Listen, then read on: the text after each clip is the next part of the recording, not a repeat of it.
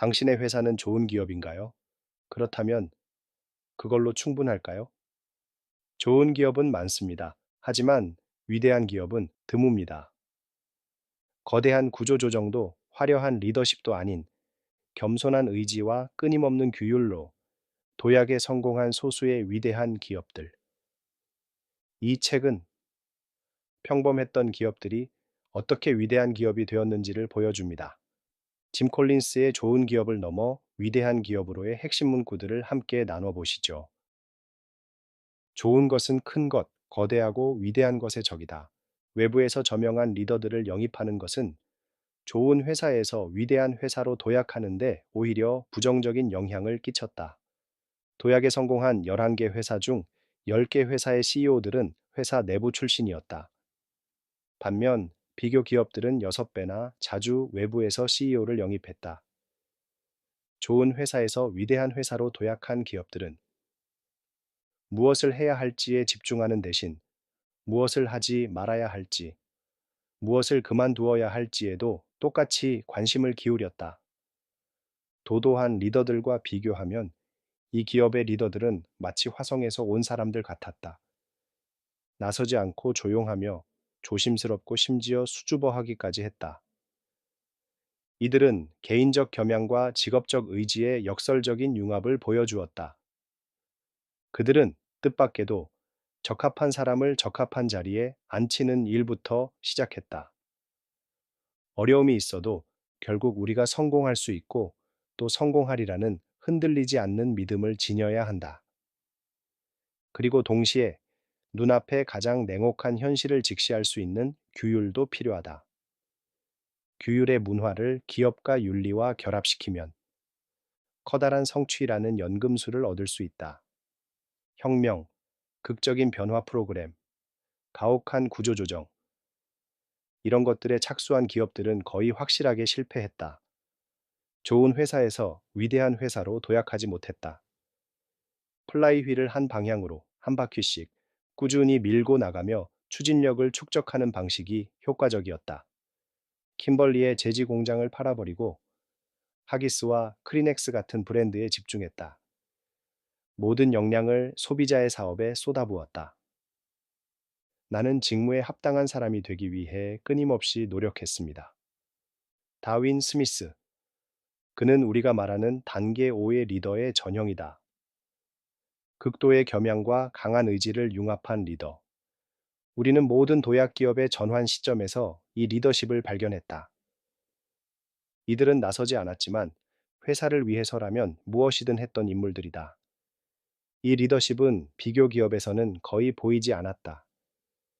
겸손하면서도 의지가 굳고 변변찮아 보이면서도 두려움이 없는 이중성. 나는 언젠가 세계에서 가장 위대한 기업 중 하나를 바라보며 나도 저기서 일한 적이 있었지라고 말할 수 있기를 바랍니다.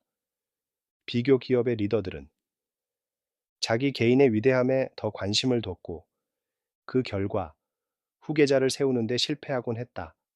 도약을 성공시킨 리더들은 자신들 이야기를 거의 하지 않았다. 우리가 끼어들지 않는 이상 회사나 다른 경영진의 공헌만을 이야기했다.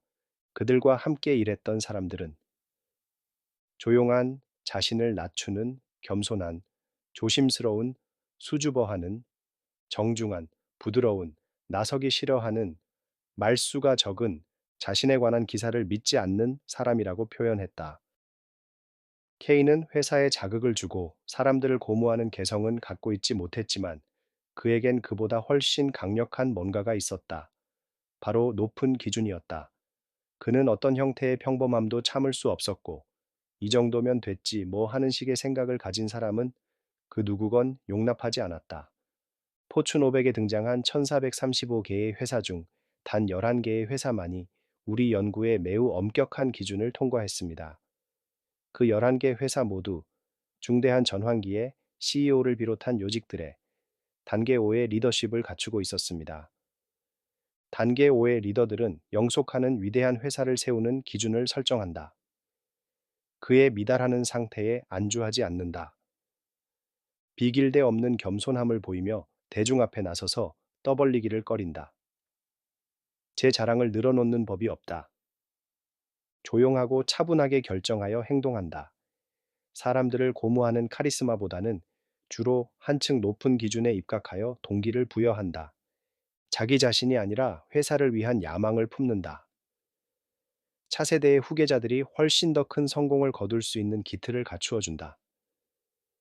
회사가 성공했을 때에는 거울이 아니라 창문 밖을 내다보며 다른 사람들과 외부 요인들, 행운의 찬사를 돌린다. 가장 큰 아이러니는 사람들을 종종 권력의 자리로 돌진케 하는 적개심이나 개인적 야망이 단계 5의 리더십에서 요구하는 겸손함과 상충한다는 것이다. 왜 단계 5의 리더들이 조직의 우두머리로 등장하는 경우가 드문지 그 이유를 알 수 있다. 범상치 않은 성과가 보이는데 어떤 개인도 지나치게 공을 세우지 않는 곳을 찾아보라. 아마도 잠재적인 단계 5의 리더가 일하고 있는 것을 발견하게 될 것이다. 단계 5의 리더들은 더할 수 없는 겸손함을 보이고 나서기를 싫어하며 말수가 적다. 그에 반해 비교 기업들의 3분의 2에는 회사를 망하게 하거나 계속해서 평범한 기업으로 남게 만드는데 기여하는 개인적 자아가 지독하게 강한 리더들이 있었다. 좋은 회사에서 위대한 회사로의 전환에 불을 붙인 경영자들은 버스를 어디로 몰고 갈지 먼저 생각하고 난 다음에 버스에 사람들을 태우지 않았다. 반대로 버스에다 적합한 사람들을 먼저 태우고 부적합한 사람들은 버스에 내리게 하고 난 다음에 버스를 어디로 몰고 갈지 생각했다. 그래요. 나는 우리가 이 버스를 어디로 몰고 가야 할지 정말 모릅니다. 하지만 이건 압니다. 우리가 적합한 사람들을 버스에 태운다면 적합한 사람들을 적합한 자리에 앉히고 부적합한 사람들을 버스에서 내리게 한다면 이 버스를 멋진 어딘가로 몰고 갈 방법을 알게 되리라는 겁니다. 웰즈파고의 임직원들은 동등한 파트너들로 구성된 강력한 팀 단위로 행동하면서 최선의 답을 찾아 누나를 부라리며 격렬하게 토론하는 데 반해서 뱅크 오브 아메리카의 약한 장군들은 위로부터의 지시를 기다리곤 했다. 나는 이 회사를 어디로 끌고 가야 할지 모릅니다. 그러나 내가 적합한 사람들과 함께 출발하여 그들에게 적합한 질문을 던지고 그들로 하여금 활발하게 토론을 벌이게 한다면 우리가 이 회사를 위대한 회사로 만들어 갈 길을 발견하리라는 것은 알고 있습니다. 적합한 경영진을 버스에 태운다면 그들은 가진 능력을 최대한 발휘해서 위대한 회사를 만들어 갈 것이다. 적합한 사람들은 인센티브 체계에 상관없이 적합한 일을 하고 그들이 할 수 있는 최선의 성과를 내놓는다는 것이다. 적합한 사람이 가장 중요한 자산이다.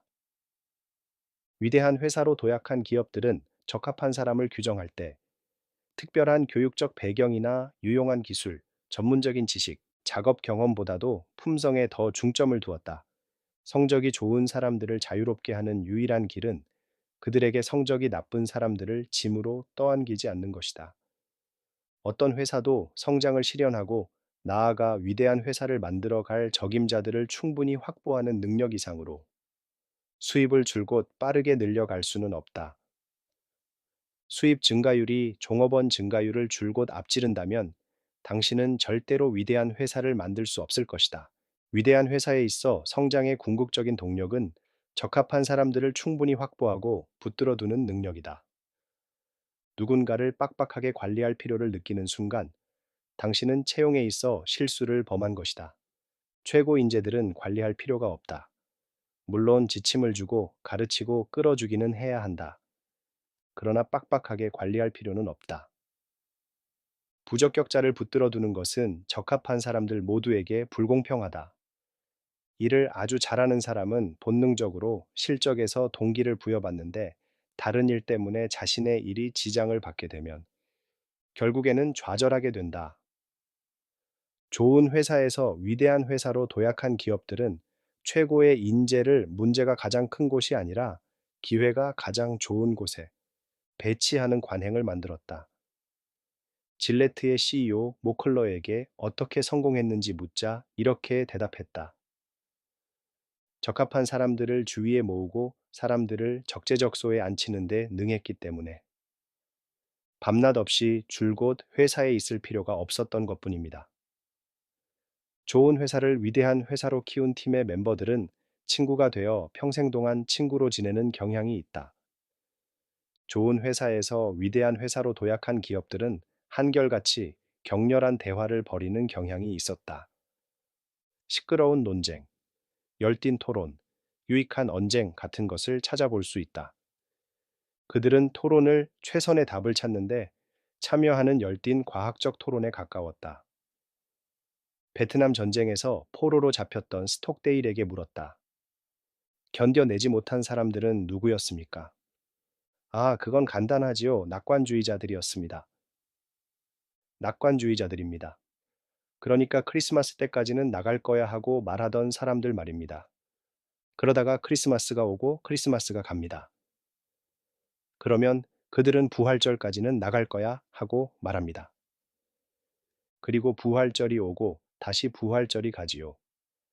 다음에는 추수감사절, 그리고는 다시 크리스마스를 고대합니다.